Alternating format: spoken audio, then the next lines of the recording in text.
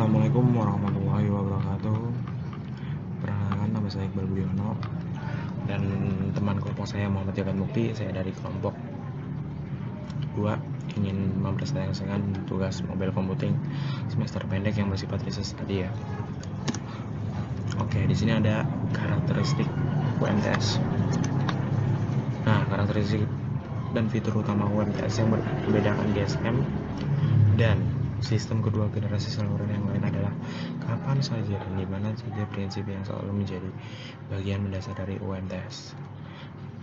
Nah, UMTS adalah kemampuannya untuk menyediakan alat komunikasi saku yang praktis, ringan, dan kecil yang akan menawarkan layanan anywhere, anytime. Walaupun kapasitas ini tetap esensial bagi sistem generasi ketiga ini, namun tetap hanya merupakan sebagian dari seluruh fungsi yang ada. Dipercaya bahwa agar UMTS dapat sukses di pasar global, ia harus mendukung banyak layanan dan fungsi. Range layanan yang luas. Oke.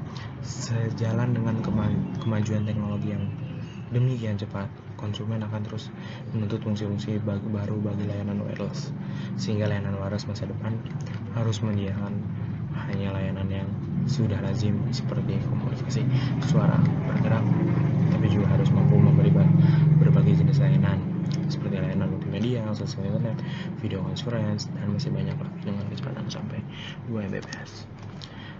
Menjembatani jurang telekomunikasi. Oke, salah satu aspek penting pada UMTS adalah kemampuan untuk menyediakan akses fleksibel dengan ongkos yang efektif ke jaringan telekomunikasi di global pada negara-negara yang berkembang dan daerah yang berkembang dari negara-negara maju. Oke, di sini ada arsitektur jaringan yang dapat diprogram atau dikembangkan lagi.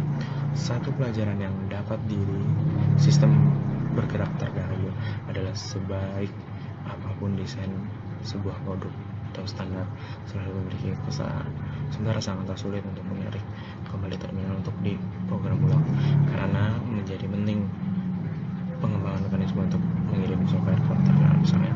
Untuk memperbaiki error atau menambah filter baru, terminal itu sendiri dapat diprogram kembali secara substansial ketika terminal tersebut ditransfer ke sistem yang lainnya, misalnya memprogram terminal yang kita miliki via sinar inframerah di airport ketika negara yang kita kunjungi memiliki sistem yang berbeda. Oke, di sini ada virtual home environment. Salah satu inovasi penting pada UMTS adalah virtual home environment atau VHA. Dengan VHA, pengguna dapat menerima layanan yang sama persis dimanapun dan kapanpun ia berada. Oke, seperti layaknya ia berada di rumah tanpa perbedaan pada layanan kapasitas transport, source coding, atau voice video coding, customer service, maupun human translation interface, baik panggilan itu dibuat di Eropa, Amerika, maupun Asia. Oke. Next, di sini ada arsitektur UMTS. Jaringan UMTS dapat dipandang sebagai 3 bagian modul, yaitu jaringan, akses AN, akses network, jaringan tulang punggung BN, backbone network, dan jaringan layanan SN, service network. Modul AN menyediakan fungsi-fungsi hubungan transmisi radio dan switching. Oke, modul BN menyediakan suatu jaringan yang berfungsi sebagai pusat jaringan sebagai kendali panggilan secara informasi yang dibutuhkan UMTS.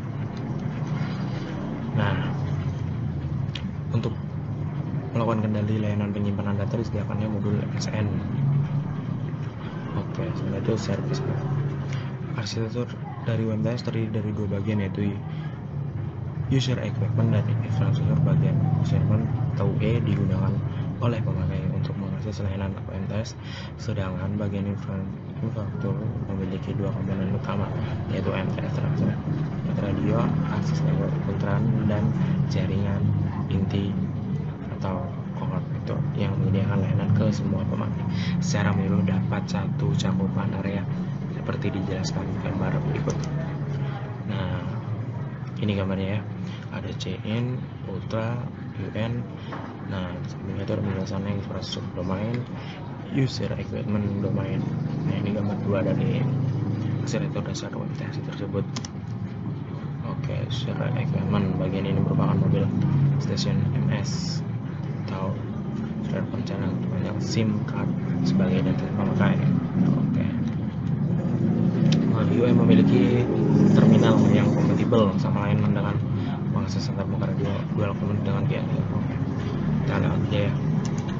Nah, di sini ada konfigurasi dari user equipment. Di sini ada USIM, CU, TE, MT, UU, mobile equipment, user equipment. Nah, ini gambar dari konfigurasi user equipment.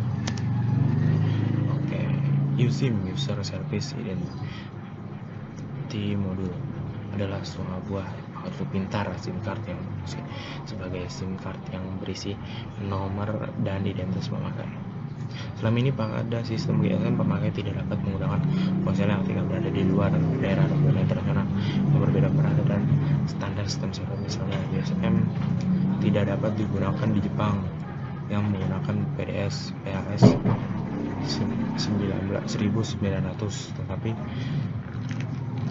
pada UMTS masalah ini tidak akan terjadi karena USIM memiliki kode Unix fleksibel dan universal karena dapat digunakan dimanapun dia berada walaupun dengan sistem seluler berbeda.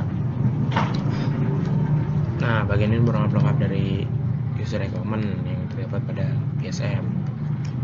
Oke, sini ada mobil equipment mempunyai dua terminal, yaitu mobil terminal rantai yang berfungsi dengan transmisi UE dan transmisi equipment TE sebagai terminal end-to-end, misalnya komputer yang dihubungkan dengan ponsel.